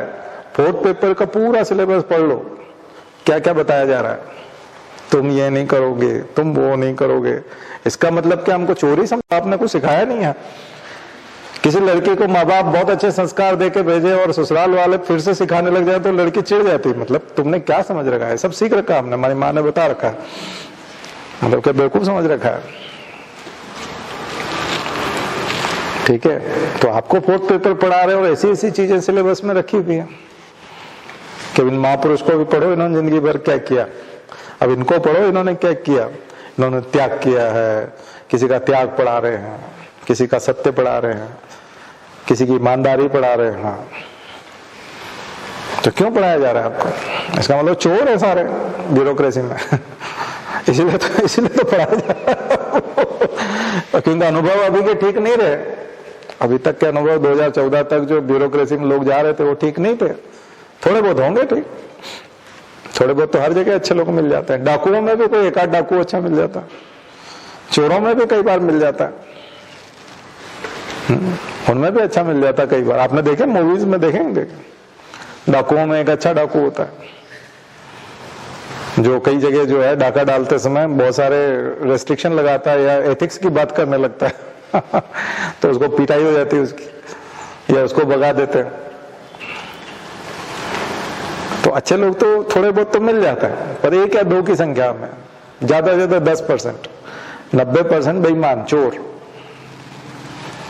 इसलिए आप एथिक्स के पेपर को बहुत अच्छे से पढ़िएगा। मैंने एंगल बता दिया आपको, बैकग्राउंड बता दिया आज, और उसकी प्रेरणा और आदर्श कहाँ मिलेंगे? मॉडर्न हिस्ट्री में। इसलिए भगत सिंह को मरने की सूझी थी और उसको लगता था मरना बहुत जरूरी है।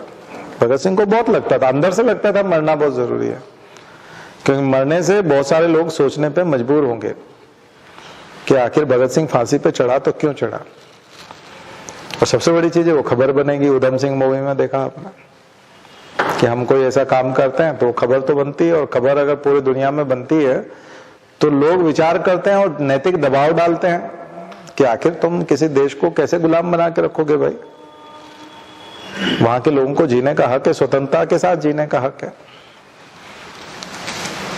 तुम कैसे गुलाम बना के रख सकते हो? फिर वो कहेंगे कि हम गोरे हैं, हम श्रेष्ठ जाति के हैं। तो ये तो दकियानूसी बात हो गई। अब वो स्वतंत्र रह सकते हैं, तो ये आदर्श, ये फिर जाति में और समाज में जाएगा, मैं जो बता रहा हूं। इसलिए आप मॉडर्न हिस्ट्री का कोई सा भी देखोगे इन चार में जाकर के सिमट जाएगा। मॉडर्न हिस्ट्री की कोई भी घटना देखो इन चार पिलर में चला जाएगा। तभी तो बिरसा मुंडा जो है उनको क्रांतिकारी कहा जाता है। और बिरसा मुंडा को मालूम था कि मैं भगवान नहीं हूं, उसके बावजूद वो भगवान होने की घोषणा करते हैं। उनको अच्छी तरह पता था, बिरसा को पता था कि मैं एक साधारण व्यक्ति हूं, लेकिन वो स्ट्रगल कर रहा था साधारण व्यक्ति के चलते, स्ट्रगल कर रहा था। तो उसने अपने आप को फिर भगवान घोषित किया, क्योंकि लोगों को भगवान चाहिए था। मुंडा लोगों को अपना भगवान चाहिए था। मैंने आपको धानी मुंडा की भविष्यवाणी बताई थी। बिरसा मुंडा की पूरी एक क्लास है 1 घंटे की, सुनिएगा कहानी किसी दिन, YouTube पे है हमारी क्लास बिरसा मुंडा वाली। बिरसा ने मजबूरन, उसको लगा कि मैं बहुत परेशान हूं, उसने घोषणा कर दी। अंग्रेज परेशान हो गए, अंग्रेज परेशान हो गए। भारत में ना आंखें मसीहा खोजती है, कोई अपने आप को मसीहा घोषित कर दे तो जनता पागल है मसीहा बनाने के लिए। भारत भूमि है, पूरा दक्षिण एशिया ऐसा ही है, पूरा साउथ एशिया ऐसा ही है, पाकिस्तान भी ऐसा ही है, श्रीलंका भी ऐसा ही है, बांग्लादेश, भारत, इन सब का खून पानी एक जैसा है। यहाँ के लोगों में मसीहा बनाने की गजब की चाह होती है। इसलिए यहाँ की फिल्में जो होती है ना, उसमें साउथ के सुपरस्टार वो छोटे मोटे नहीं होते एकदम, मतलब वहां के लोग कमजोर आदमी को सुपरस्टार के रूप में या हीरो के रूप में नहीं देखना चाहते। उसमें बिल्कुल दैवी शक्तियां हो, जबरदस्त सुपर पावर हो उसके पास, वो यहीं से बैठे कुछ भी कर दे बस, तो वो लोग उसके पीछे पगला जाते हैं इसलिए वहां की मूवी जो बनती है वो बहुत जबरदस्त बनती है। वैसे मनुष्य, पूरा मानव समाज ही किसी न किसी को मसीहा बनाना चाहता है, इसलिए जो भी घोषणा कर देता है लोग पागल हो जाते हैं उसके पीछे, उसको मसीहा बनाने पे तुल जाते हैं। लेकिन भगत सिंह और ये सब अपनी सीमाएं जानते थे, उनको पता था कि कुछ ना कुछ बनना पड़ेगा, लोगों के लिए प्रेरणा बननी पड़ेगी। लोग सोचते ही नहीं उस दिशा में, सोचते नहीं है। तो भगत सिंह ने सोचने की तरफ ध्यान दिया और वो आएगा फिर सोसाइटी में, इसलिए वो समाजवाद शब्द भी आएगा। और क्योंकि भगत सिंह यही, उनको सबसे बड़ी चिंता ये थी कि देश की आजादी तो ठीक है, लेकिन ऐसा तो नहीं कि अंग्रेज, काले अंग्रेज फिर आ जाएंगे, यानी ये गोरे अंग्रेज जाएंगे, काले अंग्रेज फिर आ जाएंगे। तो वो हिंदुस्तानियों को, जो उच्च वर्ग था हिंदुस्तान में, जो उच्च वर्ग था, उसको वो काले अंग्रेज बोलते थे भगत सिंह, कि ये काले अंग्रेज हैं, ये भी अंग्रेजी है क्योंकि ये भी शोषण करेंगे। तो उधम सिंह वाली मूवी में आप देखते हो ना कि वो लंदन में जाकर के वहां के लोगों को भी यही मैसेज देना चाहता है कि आप किसी दूसरी जाति या नस्ल के ऊपर शासन कैसे कर सकते हो। मात्र हम दूसरे रंग के हैं, आप गोरे रंग के हो, तो इसका मतलब आप हमारे शासक हो। अंग्रेज शासन भी करते थे, भारत को लूटते भी थे और एहसान भी जताते थे कि तुम्हारी किस्मत बहुत अच्छी कि हम यहाँ पर हैं। हम जैसे लोग, तुम जैसे घटिया लोगों के ऊपर शासन कर रहे हैं, ये तुम अपनी किस्मत बहुत अच्छी मानो, हम तुमको सभ्य बनाने पे तुले हुए हैं। हाँ, अब पढ़ो 1857 से लेकर के सारी घटनाएं।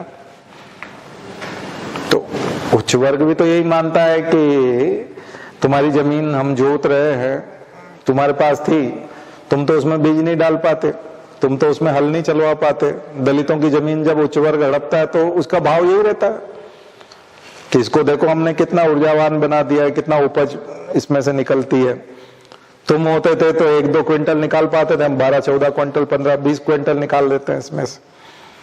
और तुम्हारा पेट कितना छोटा सा है, तुम्हारे घर में तो 3 ही जने हैं, तो उनको खाने को मिल जाता है कि नहीं? 4 बोरी अनाज देते ना हम तुमको, बस बहुत है तुम्हारे लिए।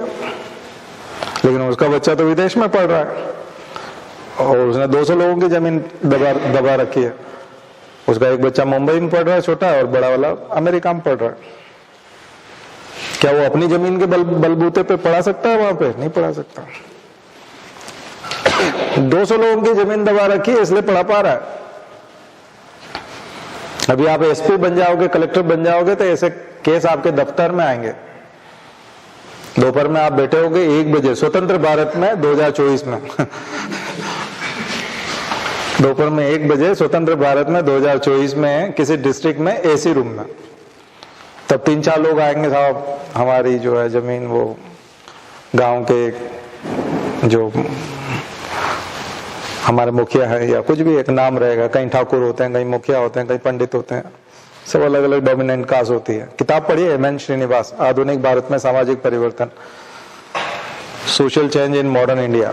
बहुत पतली किताब है, 70 पेज की बुक है, 70-80 पेज की किताब है, पढ़नी चाहिए आप। Social change in modern India, M N. Srinivas, Karnataka के हैं, उन्होंने लिखी है। यस, कुर्ग जिले के, और उधर एग्जाम्पल भी है उनके अंदर, आपको समझ में आ जाएगा पूरा। प्रभु जाति की संकल्पना, dominant, concept of dominant caste, पढ़िएगा, बहुत मजेदार किताब है। राम आहूजा पढ़िएगा, Indian society, Ram Ahuja, doctor Ram Ahuja, Indian society, Rawat publication. ये जो हम आपको बता रहे हैं, ये सब की सब यूपीएससी की रिकमेंडेड बुक्स हैं, और उनके सार संक्षेप रूप में बता रहा हूं मैं। ये मेरी कोई थ्योरी नहीं है, इसमें मेरी पर्सनल कोई थ्योरी नहीं है, ठीक है। यूपीएससी की तैयारी करोगे तो ऐसे ही हो जाओगे, जैसा हम सोच रहे हैं वैसा सोचने लगता है और वैसा बन जाता है, तो अपने आप फिर निकल भी जाता है, उससे पहले निकलता भी नहीं है, ठीक है। इसीलिए हवा नहीं लगती ना पेपर, क्योंकि मैं जिस तरह से पढ़ा रहा हूं तो ये समझ में नहीं आ रहा तो पेपर भी नहीं आएगा, तो वो भी नहीं आएगा, ये भी नहीं आ रहा, ये जिस दिन आने लग जाएगा वो भी आ जाएगा, तो फिर बन जाओगे। तो हमारा जो पढ़ाया हुआ है वो समझना बहुत जरूरी है, वो नहीं आ रहा है तो फिर पेपर भी नहीं आना है समझ में। ये दोनों एक साथ समझ में आते हैं।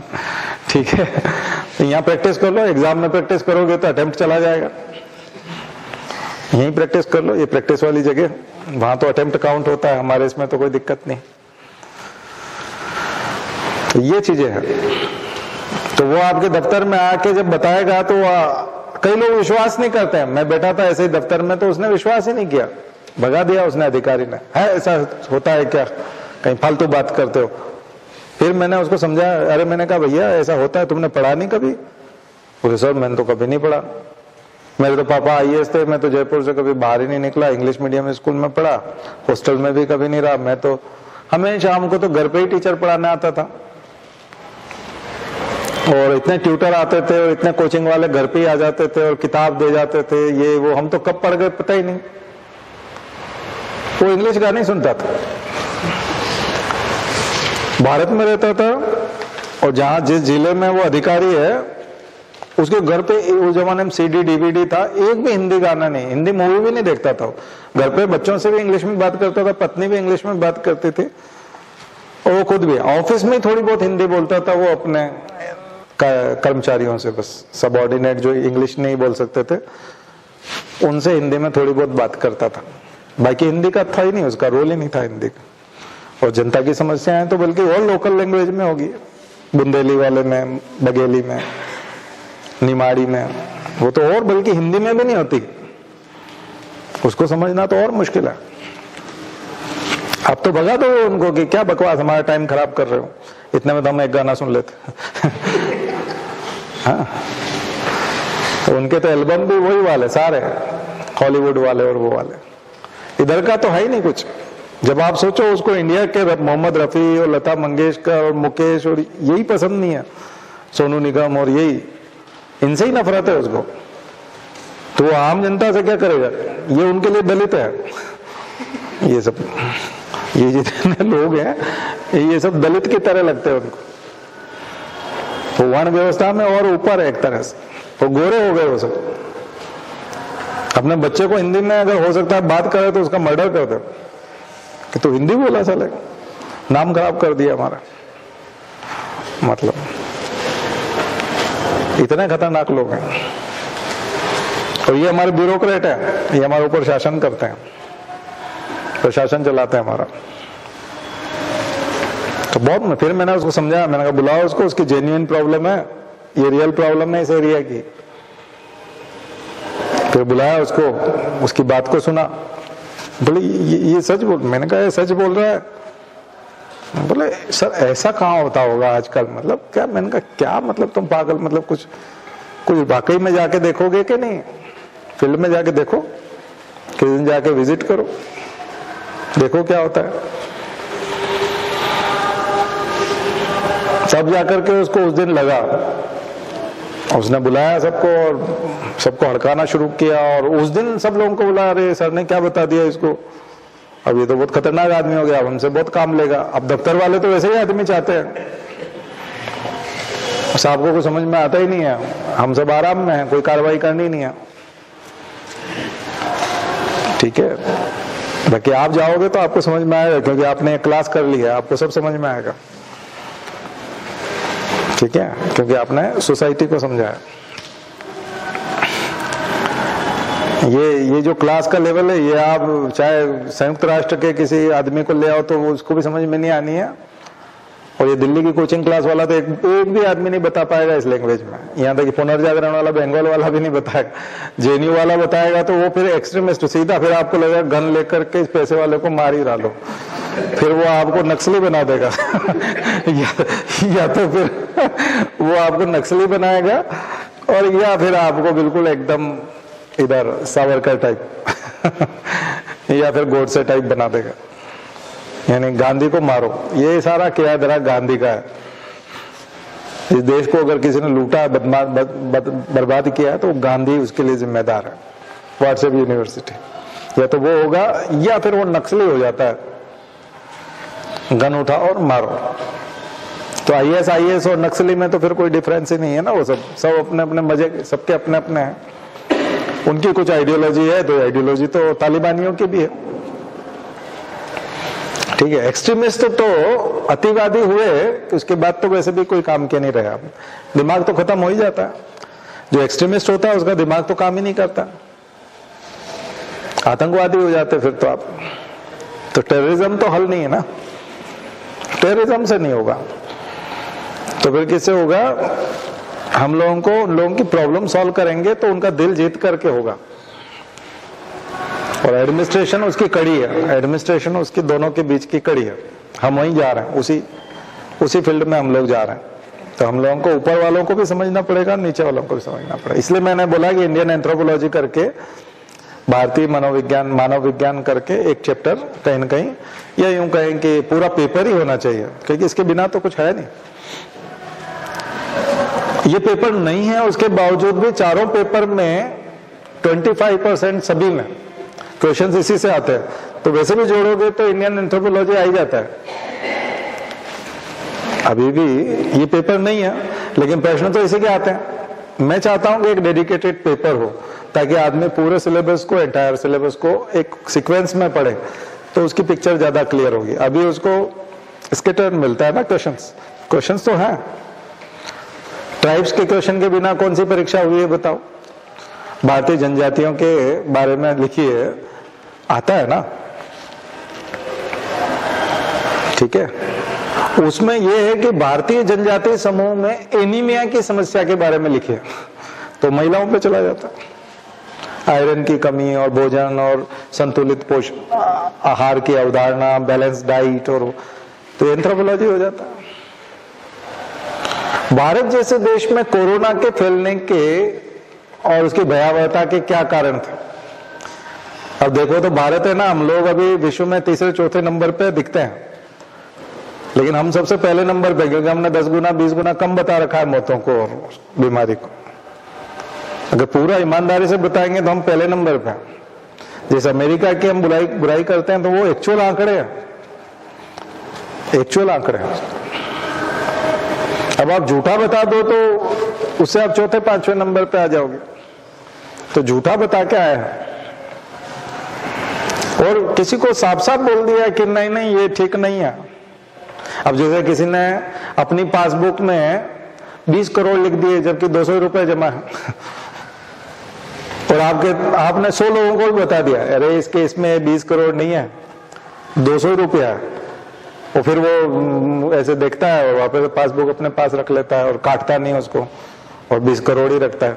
फिर किसी दूसरे को आपने बताया, बैंक वाले को, अरे मैनेजर साहब आप जानते हो ये 20 करोड़ लिख के घूम रहा है मैनेजर, और उसके लिखने से क्या होता है? हमारे यहाँ तो 200 रुपये जमा है, हम तो 200 ही देंगे ना, हमारे पास जो जमा है तो वो वैसे ही देंगे।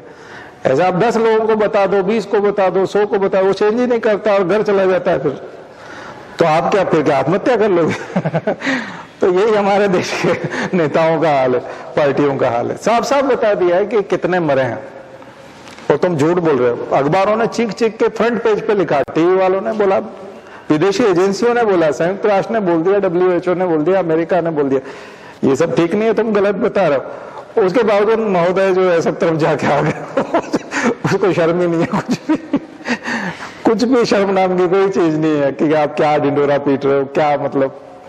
वो ठीक वैसे ही है, पासबुक वाला 20 करोड़ लिख के घूम रहा है, वैसा काम है। बहुत बुरी हालत है, बिल्कुल भी लिहाज नहीं है किसी भी चीज का। भयंकर झूठ, जोर से झूठ, बार बार झूठ, और क्लियर झूठ, और बिल्कुल HD में अल्ट्रा HD आपको हजम करना है तो करो, और जिसको दिक्कत आती है हजम करने में उसमें, फिर वो बोलते हैं, उनको मजा आ जाता है, इनको बहुत तकलीफ हो रही है इनको बड़े मजेदार समय में हम लोग जी रहे, गजब के समय के साक्षी हैं हम लोग सब, बर्बादी के, डिजास्टर के, विध्वंस के सीधे सीधे हम लोग साक्षी हैं। और आप सब ने वो विध्वंस देखा, बेवकूफियां देखी, बेवकूफी भरे निर्णय देखे, बेतुके निर्णय देखे, अवैज्ञानिक निर्णय सारे के सारे, और वो सब हमने देखे। और आसपास जो चापलूस मंडली, चोर मंडली जो है, वो कार्टून टाइप के सब, और उन सबको वैज्ञानिक बता रखा और डॉक्टर बता रखा। एक तो मर गए वो अग्रवाल साहब, वो बोले वो ताली थाली बजेगा तो उससे वो ध्वनि पैदा होगी तो उससे वायरस मर जाएगा। वो डॉक्टर थे, वो एक समय में मेडिकल एसोसिएशन का अध्यक्ष रहा था। कमाल है, ऐसे ध्वनि से कोई वायरस मर रहा है क्या? तो फिर जब दुनिया भर के लोग घंटा ही बजाए, फिर अब क्या करना, वैक्सीन भी क्यों लगाना? वो प्रधानमंत्री बोले या मुख्यमंत्री बोले या नेतागण बोले तो अपन जानते हैं अनपढ़ लोग हैं, इनको नहीं पता। लेकिन डॉक्टर जब बोले और वो सलाहकार हो खास करके, और वो इसका मतलब उसने सलाह भी दी हो, क्या पता। हाँ, तो ये तो कमाल ही है। मतलब इतने अवैज्ञानिक युग में, मतलब वो भी आप अभी 2020-21 में जी रहे हो, इतनी अवैज्ञानिक बात कोई कैसे कर सकता है? और वो भी बिल्कुल नेशनल मीडिया पे आकर के बकायदा सबको, बहुत बहुत मतलब इससे घटिया चीज नहीं हो सकती। और हम उसके साक्षी हैं, हम सब ने देखा, वो इन आंखों से देखा सुना, बहुत मुश्किल है। इसलिए सुधार की संभावना नहीं है, बहुत मुश्किल है कि उसमें कोई सुधार आएगा। हम सब ने किसी न किसी ने कोई न कोई रिश्तेदार खोया है, कोई न कोई पहचान वाला खोया है इस कोरोना में। लाखों की संख्या में 80-90 लाख लोग मरे होंगे, मुश्किल में 5 लाख बता रहे हो। 1 करोड़ की संख्या भी होगी तो कोई दिक्कत भारत जैसे देश में, ठीक है। इसलिए मैं शब्द यूज कर रहा हूं, हमारे देश नहीं बोला, भारत देश नहीं बोला, भारत जैसे देश। उसके पीछे उस शब्द पे तो ये जैसे शब्द मतलब समझ में आ रहा है ना। इसको बना दिया गया है ऐसा, जबकि है नहीं ऐसा, इसको बनाया गया है, ऐसा नहीं बनाना चाहिए। ये राष्ट्रभक्ति नहीं हो सकती, राष्ट्रभक्ति कभी नहीं हो सकती, इसको राष्ट्रभक्ति नहीं कहते। अपने ही लोगों के दुश्मन, आपका अगर प्रिय व्यक्ति है और अगर वो बीमार हो गया और अगर आप उससे प्यार करते हो, तो मुझे लगता है कि अगर आप समझदार व्यक्ति हो तो आप डॉक्टर के पास लेके भागोगे अगर वो बीमार है तो। और अगर आप उसके दुश्मन हो तो आप खुद इलाज करने लग जाओगे और नजरअंदाज करोगे या उसकी देशी दवाई कुछ न कुछ करना शुरू कर दोगे। तुमको मैं बाहर एक पौधा है उसकी पत्ती पीस के खिलाता हूं ना, उससे तुरंत ठीक हो जाता। ये बेवकूफी हम तभी कर सकते हैं जब हम उससे प्यार नहीं करते। अगर हमको चिंता है कि वो जिंदा रहे, कैसे भी करके जिंदा रहे, वो मर न जाए कहीं, तो फिर हम उसको डॉक्टर के पास लेके भागेंगे। अगर ऐसा नहीं करते, इसका मतलब है कि हम उससे प्यार नहीं करते।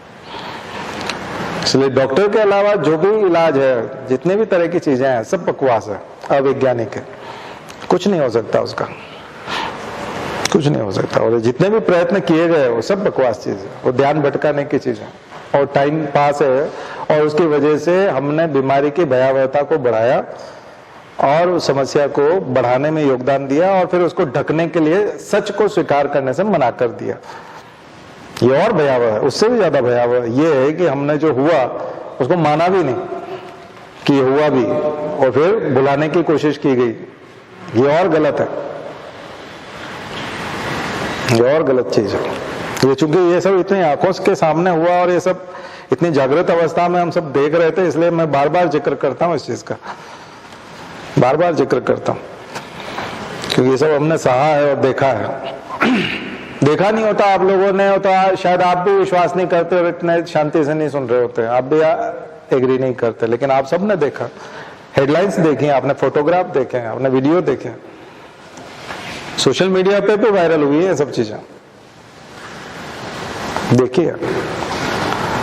तो जब 50 लाशें जल रही थी शमशान में, तो वो 5 भी नहीं बता रहा था हॉस्पिटल वाला, 5 की संख्या भी नहीं बता रहा था। दोनों तरफ से लापरवाही हुई है, जनता की तरफ से भी हुई है, सरकार की तरफ। जनता में से लोग नहीं चाहते थे कि हमारे पेशेंट को कोई कोविड घोषित करे, क्योंकि उसके बाद रेस्ट्रिक्शंस हो जाएंगे, हमारे घर पे सैनिटाइज करने आएंगे, उसको बाहर से वो बंद कर देंगे, लोग फिर अछूतों जैसा व्यवहार करेंगे। तो लोग कोविड पेशेंट होते हुए भी अपने पेशेंट को कोविड का मानने को तैयार नहीं थे। और सरकार के लिए इससे बढ़िया और क्या हो सकता है, कलेक्टर के लिए क्या हो सकता है। मैंने तो कलेक्टर को बोला, फोन किया, मैंने कहा भैया तो क्यों नहीं करते भाई, ये कोविड है। बोले आप उनके परिजनों से पूछ लो सर, मैं तो कर दूंगा कोविड घोषित, पर वो उनसे पूछ लो पहले। मैंने कहा उनसे क्या पूछना, कोविड के लिए उनके परिजनों से पूछना पड़ेगा। अरे वायरस आया था ना, शरीर में वायरस आया था कि नहीं आया था ये बताना तू तो। बोले नहीं वो घर वाले तैयार नहीं है। मैंने कहा तुम तैयार नहीं हो या घर वाले तैयार नहीं है? फिर मैंने उनके बॉस को लगाया, कलेक्टर के बॉस को फोन लगाया। मैंने कहा देखो यार ऐसा है कि उनको कलेक्टरों को साफ साफ मना कर रखा है कि तुमको संख्या नहीं बतानी है। अब मैं उसको बोलूंगा तो वो कंफ्यूज हो जाएगा कि सर की बात माननी है मंत्री जी की बात माननी है। बात समझ में ये हालात है। मैं YouTube पे डालूंगा ये चीज मैं YouTube पे डालूंगा, ये मैं बोल रहा हूं। ये हालात थे इस देश के। मतलब स्ट्रिक्ट इंस्ट्रक्शन थे उनको कि तुमको बताना नहीं है। और एक अधिकारी ने बोला कि देखो ऐसा है कि आप जो बोल रहे हो वो तो अच्छी बात है कि नहीं बताना है, ठीक है नहीं बताएंगे, लेकिन आप जो मुझे कह रहे हो कि उसको रोको, वो बता रहा है वो कलेक्टर। उसने कल 25 बताया, आज फिर 30 बताने की तैयारी में। उससे कहो 3 बताए या 2 बताए, तो उसने मना कर दिया। बोले सर मैं नहीं बताऊंगा ये ठीक है, लेकिन मैं किसी को रोकूंगा नहीं। मैं किसी को फोन करके नहीं कहूंगा कि तुम 3 बताओ जबकि 25 मरे। तो उसको हटा दिया और अखबार में लिख दिया कि ये लायक नहीं है, इसके मैनेज नहीं कर पा रहा है कोरोना को। बात समझ में? उसको क्या लिख दिया? मैनेज नहीं कर पा रहा। और जो हनी ट्रैप में फंसा पड़ा था, रोज नई लड़की के साथ किसी होटल में रहता था, उसको बना दिया। आ गया समझ में? और वो मैनेज कर गया।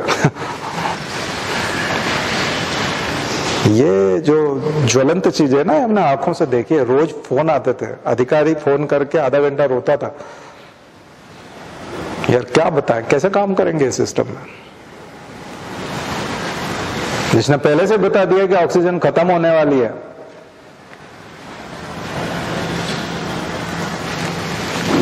उसको आप विलेन बना रहे हो। पहले से बता दिया उसने कि ऑक्सीजन का संकट आ रहा है। वो पूछ रहे हैं उस ठेकेदार से, ठेकेदार अधिकारी को बोल रहा हूं मैं, जो बड़ा अधिकारी है उसका भी बॉस, वो ठेकेदार बना हुआ था, वो ठेके देता था, टेंडर निकालता था ऑक्सीजन प्लांट के लिए और इनके लिए। उसने कहा नहीं सर सब ठीक है। मुख्यमंत्री ने उनका विश्वास किया जो पैसा लाके देते थे, अरेंज करके लाके देते थे, इसलिए डिजास्टर हुआ। बात समझे? मेन मेड डिजास्टर है, क्योंकि आपने उन अधिकारियों का विश्वास नहीं किया जो जी जान से लगे और फील्ड की हकीकत को जानते हैं, किस चीज की कमी होने वाली है उनको पता है, और वाकई में क्षेत्र में क्या हो रहा है ये उनको जानकारी है। बल्कि आप उन लोगों का विश्वास करते थे जो दफ्तर से बाहर कभी गए नहीं, लेकिन वो 50 करोड़ का ठेका 100 करोड़ में करते हैं और उसमें से 40 करोड़ आपको लाके देते हैं, 10 करोड़ अपने पास रखते हैं। उसकी बात आप मानते हो तो फिर तो डिजास्टर होना ही है, क्योंकि वो कभी फील्ड में गया ही नहीं। 4th पेपर समझ में आया? ये सब केस स्टडी है, जीवंत केस स्टडी, ये कोई नहीं बताएगा आपको, और फर्स्ट हैंड इंफॉर्मेशन है ये, कोई सेकंड हैंड इंफॉर्मेशन नहीं है। तो कितने चोर बैठे हैं, साक्षात चोर, भ्रष्ट, निकम्मे, अज्ञानी, मूर्ख लोगों को हमने करता धरता बनाया हुआ है हमारा, और उसकी वजह से हमारे अपने मासूम लोग, निर्दोष लोग चले गए दुनिया से।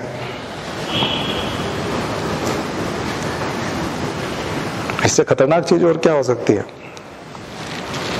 इसके बाद भी किसी को एग्जाम्पल चाहिए करप्शन का या एथिक्स का, कि नैतिकता क्या होनी चाहिए प्रशासन में। नैतिकता क्या होती है? नैतिकता, नैतिकता की शुरुआत अच्छी हुई कि नहीं आपके एथिक्स का पेपर? हाँ, केस स्टडी बहुत जबरदस्त रहेंगी आपकी, ठीक है, बहुत जबरदस्त रहेंगी। और ऐसी रहेंगी कि आपने कई चीजें सुनी नहीं होंगी कभी, आप सोच भी नहीं सकते ऐसी ऐसी चीजें, लेकिन आप अगर रिसर्च करेंगे तो सब मिल जाएगा। अगर आप वाकई में सच्चाई जानना, आपको कोर्स से इंटरेस्ट नहीं है और अगर आप परीक्षा में नहीं है बोल रहे हैं तो रिसर्च कर लो, जाओ, मिल जाएगा आपको, सब सही मिल जाएगा, उसमें कोई दिक्कत नहीं तो मैं करवा दूंगा एंट्री रिसर्च में मैं बोल दूंगा इनको ये बता दो सब सही सही ठीक है, मुझे बता देना। हाँ, एग्जाम पास करना चाहते हो तो लिख लो इन सब चीजों को, केस स्टडी में लिख लो, ये सब होना चाहिए। संवेदनशीलता की हद होनी चाहिए, सेंसिटिविटी होनी चाहिए, एक अधिकारी में संवेदनशीलता होनी चाहिए। लोग मर रहे हैं तो आपके ऊपर जूं रेंगनी चाहिए। नहीं तो लॉकडाउन में तो सब लोग अपने घर में बैठे ही थे, कौन मर रहा है कौन जल रहा है किसी को कोई फर्क थोड़ी था। ठीक है, चलिए, मुझे लगता है अच्छी शुरुआत हुई है। आप लोग उपस्थिति बनाए रखें, इंटरेस्ट लेते रहें, हम आपको अच्छी जानकारियां देते रहेंगे। चलिए, शांति पाए।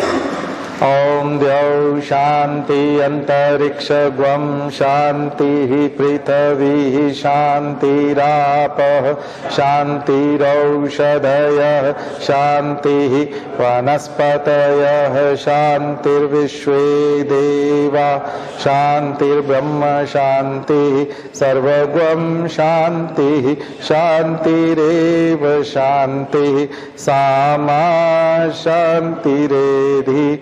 ओम शांति शांति शांति सर्वारिष्टासु शांतिर्भवतु। बोले गायत्री माता की, परम पूज्य गुरुदेव की, परम वंदनीय माता जी की। हम सुधरेंगे, हम बदलेंगे, एक बनेंगे। जन्म जहां पर, अन्न जहां का, ज्ञान जहां से, वह है प्यारा। देश की रक्षा कौन करेगा? मानव मात्र, नर और नारी, जाति वंश सब। भारत माता की, भारतीय संस्कृति की